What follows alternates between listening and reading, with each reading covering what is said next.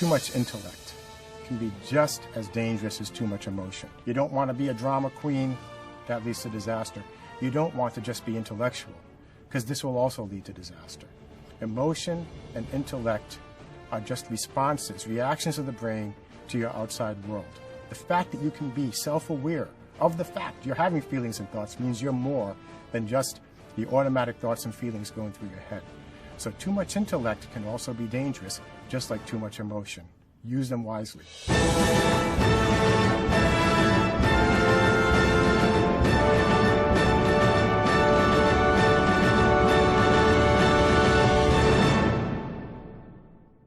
So Rudy, there's been, of course, over 1,000 papers only in the last 2 decades on the beneficial effects of meditation on our biology, on our biochemistry. We know the metabolic rate goes down. We know that the immune system seems to optimize.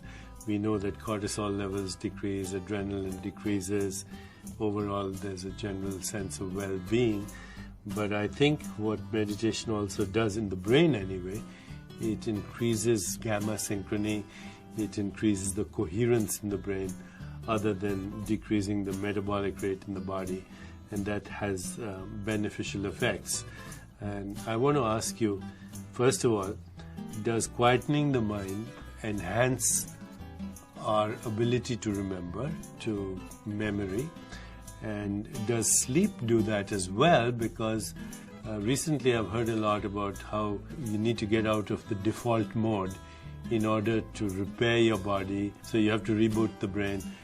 Talk to me a little bit about delta waves, default, meditation, sleep. How is this so important? Well, most of us experience at any moment an internal monologue in the brain. In other words, there is a conversation. This is framing your ego. So on one hand, you have emotions, desires, you have fears that are driving you at any moment, so that those desires don't turn into addictions, so that those fears don't turn into pathological phobias.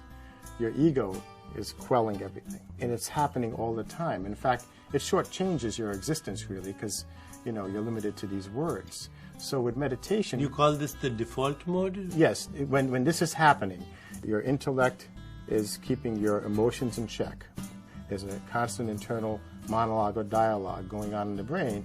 This is the default mode or default network of the brain. The computer is buzzing even though you're not using it. Yeah, you don't even know what's going on. Even when you daydream, that internal dialogue is working together, feelings and thoughts, all part of this system of your ego that keeps you sane, so to speak. Now, when you meditate, what you're doing is you're turning off that internal dialogue, you're quelling the emotions, you're quelling the thoughts that come along with those emotions.